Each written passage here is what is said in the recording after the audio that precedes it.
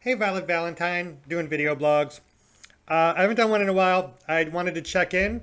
I want to say that I don't know if it's going to be the best video blog I've ever done. I like to open that way to really turn people off in the first 30 seconds. Get prepared for failure. But I had a crazy weekend. I went to the TEA Awards, the Trans Erotic Entertainment Awards. They're like the AVNs, but specifically for trans porn. And I've been probably for 4 years now, give or take. I have a lot of friends. I used to be bigger on trans Twitter. Twitter's over. We all know that. X, the everything app. Cool. Um, but I have a lot of friends in the industry, and every year they come into town, and I see them, and we do karaoke, and they tell me stories. And I've always wanted to go, but I didn't want to go. I didn't want to like buy a ticket because that's like chaser shit. You know what I mean? That's not what I want to do. But this year I got invited as a performer. I booked my first groupie scene. I have 50,000 porn followers. 15 million people have seen my dick on X, the everything app. And yeah, we do. I got invited. I got a VIP pass. I went with my friend. I went with two of my friends. I won't say their names. Also, like industry people who are like close friends in real life. And it was really fucking cool. It was an intense weekend. On Friday there was a pre-party. On Saturday, I'll go through it one at a time. The pre-party was crazy because I didn't know what to expect. I've heard stories, but like like it was basically like 300 give or take. I don't know numbers. It was like a couple big rooms full of like all the girls who shoot studio porn and guests. And they sold tickets, so there'd be like a couple random guys who paid money who was like the best day of their life. You know, like they won the Chaser lottery. Um, but so that's an energy. But you know, I went in. And it was really fucking cool. I did my makeup super good. I did like a red carpet interview you can see somewhere with someone named Banksy, who was adorable. And you walk in, it was like an open bar for the first hour. I got a drink. I don't usually drink. And within like probably 10 minutes, like the most beautiful woman I'd ever seen in my entire life came up to me and was like, "Oh, can you help me fix my lipstick in the bathroom?" And I did that. And then for the next 3 days, I've just been hanging out with, like, I can say her name, Ada Valentine. And you know what? Fucking Valentine. Like, I was so happy that we had the same last name. My face has been so shiny lately. I guess I need powder on it. I was looking at my, I shot a lot of content this weekend. And I need to start using powder. I am a mess. Like I said, it's like 6 in the morning now, 6:30 in the morning. I was at Ada's. I couldn't sleep. So I decided to come home and I'm like, fuck, I'm doing a video blog. Yeah. Getting back in the game. Um, so the first night, yeah, it was crazy. And like me and Ada buddied up all night, and my other friends were there. And you just like meet the coolest people ever. I met people I've wanted to meet for a long time. Twitter oomfies, friends of friends. I met Anna Andrews, who I've been wanting to meet forever. I like did a podcast with her wife for a while, and I'd heard only good things about her, but meeting her in person. She was in the Church of the Subgenius, which is a thing like I doubt anyone has ever heard of. If you've heard of that, leave a comment. I love to talk subgenius. I wish she would have acted in my movie. I want to do a podcast with her. She won an award, and after the award, she came over and she did the entire Church of the Subgenius commercial for me as like a celebratory, and I was like in tears. It was so cool. I was so impressed by her. I was so excited to meet her. She was somebody too. Like before I went, I was like low key, like looking at her picture. I'm like, cause like it's weird too, cause every person there, I know from Twitter or something. Not really though, because like I don't really watch porn, to be honest. I watch porn when you can make it. That's a reference someone will get. And I don't really like porn anymore. I don't really like sex anymore, to be honest. I don't have a sex drive. I haven't in a long time. I accept that. But I do like the idea of being a sexual object. Sort of moved to that. We can get into like that later. I don't have a shrink, so this is like a great place to get into that. But I've never had a shrink. I told my friend I'd transition without seeing a shrink, and she said it was the most crazy shit she'd ever heard. I'm like, I don't know, it didn't seem like that. Of all the crazy things I've done that I should have had a shrink for, like transition was like not even a big deal. Like that shit was like, I don't know. I never looked back on that one. That was fine. But yeah, speaking of shrinks, I went to a porn awards ceremony. And Friday night was amazing. It was really cool. Like afterwards, like we stayed all night. And there were like after parties. It's weird too, because like it does get a little clicky. Like, and also I've realized how insane I am. Because like I'm there and I have like the hottest girl there, like honestly, like hottest girl at the porn awards and such a bad bitch and so like-minded, like an absolute maniac. Ada Valentine, check her out. Her porn's amazing. She was like up for an award too. She was like totally legit, in from Canada. And we hit it off so hard. And I like made friends with all these other like hot girls. But then like there was a clique of even hotter girls, because of course there is, because like no one's, there's always, because I'm insane and I notice these things. And like I got to be careful how to put this because it's still fresh. And like, I don't want to say like I was jealous because like I don't want to like come across as a jealous person, but I think it's fair to say everyone is jealous. And if you do the work and like look inside yourself, like when you have a feeling, you can recognize it and like, like let it, process. You know what I mean? Like it's more just like being in touch with who you are. And like, I was having some anxiety at times. I'm not going to lie. Like, I'm not, young. Like, I am insecure about how I look. I think certainly most women in porn are. I definitely like had some conversations. Like everyone there had imposter syndrome, and like I'm not like magical. There were moments. I mean, most of the time I'm like, oh my god, like I feel really accepted here. This is great. But like there's moments where like you have to like analyze the feeling and be like, why am I insane that like every single porn star in the world doesn't immediately fawn over me? Like that's like an insane like thing to like even like a thought like or something.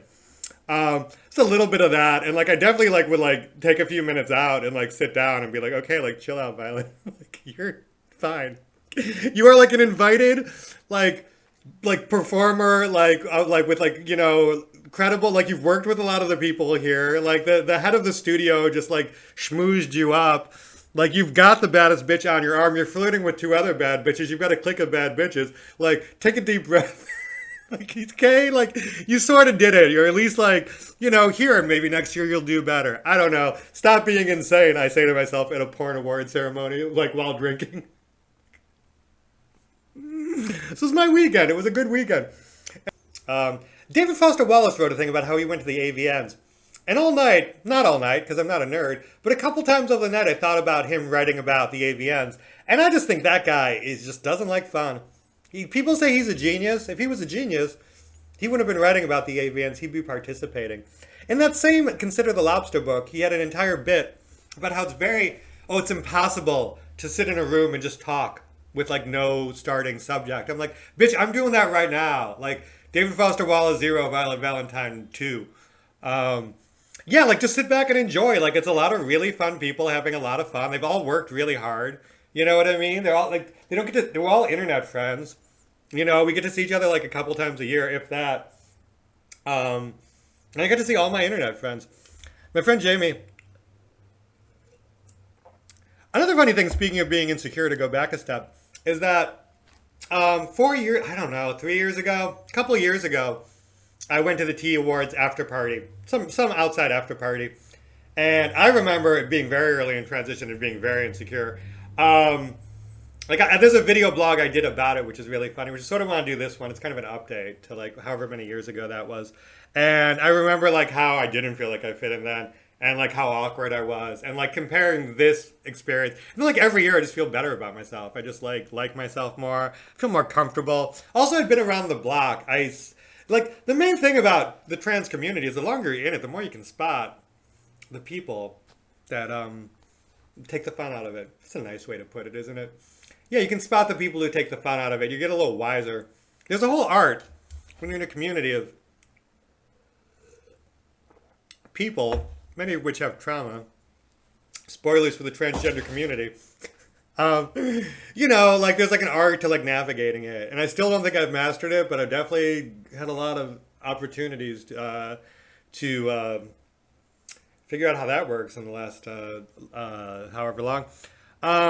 So yeah, it was a lot more fun. I'm good at it. I like get how people like, I know how to make, people laugh in that community. Anyway, I'm rambling at this point because I don't know what to say and where to start because I haven't processed it yet. That was the whole idea in the first place. What if I go in with no prompt? What if I don't think about what I say? Fuck you, David Foster Wallace. People say you can't finish Infinite Jest. And I thought that was because it was hard and challenging, but it was actually just about tennis, and I don't care about tennis. I also don't really care about addiction. Some people find addiction really interesting.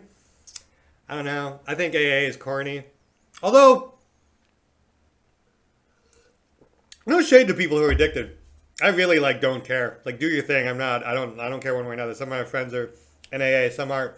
But as I used to shit on AA a lot more. I always thought it was, I don't know, corny at best, and had the same success rate of people who don't go to AA. But I will say, in the last couple of years, when people join AA, they get to a stage called amends, and I've had people make amends with me, and then like they're my friend again years later, and like no one else, no other program is telling people that like is giving me my friends back. So I'd like to thank AA for telling my friends who were assholes to me to apologize. Because the thing is, I've had plenty of beef with people. Like my friend says, if you don't have option, not doing anything right. I used to internalize it and be like, why do people hate me? But then I spent some time on Omegle, which is a website where people just start yelling at you, you know? And some people just don't like you. Some people, one of the diagnosable symptoms of autism, as someone who knows a lot of autistic people, my whole family was autistic growing up, I love them, is when they ask you if you're autistic and you take the survey, it says, sometimes do you blow up personal relationships in your life?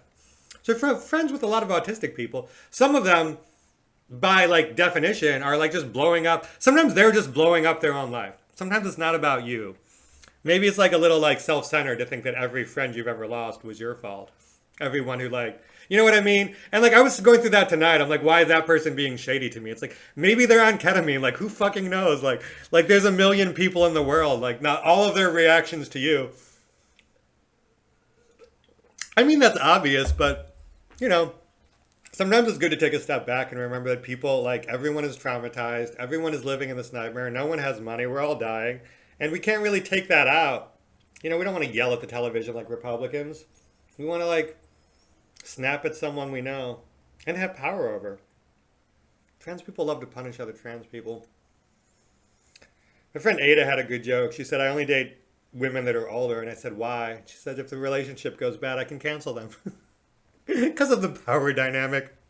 She's so cool. I really like Ada Valentine. Like, check her shit out. She is my oomph forever. Check out our many pictures we took together. She's so cool. A funny fact is, so I spent 2 hours on my makeup, or however long. I got, like, so fucking hot for this thing. I did my hair. I was feeling good. I go, and then, like, at the end of the night, I, like, was going to do my red carpet thing, because I skipped it at the beginning. And I went up, and if you see my tea awards on the website or on my social media, I look like gorgeous, but I'm like covered in lipstick because I just made out with her in the bathroom. Nobody told me. And then my big iconic like milestone, I finally did it. I'm at the tea awards as a performer, like trying to get nominated next year. Like I think it's a possibility. I have my first shoot coming up. Like I have ambition, and this was like a milestone for me. And I take my big photo in front of like the tea red carpet, and it's just like. I did it! I did it! I do. This is one of my main poses. I do like I like play with the hair. I can't do like how do I do it like. But yeah, YouTube's great. I can just be me. You can tell I'm like a totally unserious person who like has a shitty life. The thing is, people get jealous of me on social media, which. I think a lot of it, like, I didn't understand that people were being jealous because I think the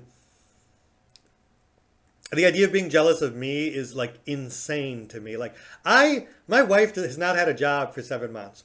I am getting signatures for Bernie Sanders, getting treated like a vagrant outside of grocery stores. We had to ask our landlord for rent release. I am a middle-aged, non-passing transsexual who is, like, hate crimed on the regular. I have a movie that's like 3 years past coming out that like is embarrassing. Like I look at my life and I think like most people just, and like the other things too is most people in my life, in real life, if I go to a grocery store, someone could shout a slur at me. The idea of being jealous of like this horrible existence where like everyone in real life hates me. Then I go on the internet and I post a selfie with a beauty filter and people like are jealous. And I'm like, I am an unemployed loser with mental illness. Who cannot pay their rent, who like I could keep going about how my life I eat at a food bank. Like the idea that anyone would ever be jealous of me, it seemed like something I couldn't conceive of. But I don't know. You brag about how you got a film coming out and you post selfies with beauty filters and people who are already insane and addicted to social media. Social media has brought a lot of people into my life. I used to meet people on Twitter. And some of them are cool. I had a friend who said she doesn't trust anybody. She trusts you if you have less than 500. If you have less than 200 followers, she trusts you, or you have 10,000 followers or more. Because there's people who are offline you can trust, and there's people who, have been around the block and like are like business minded.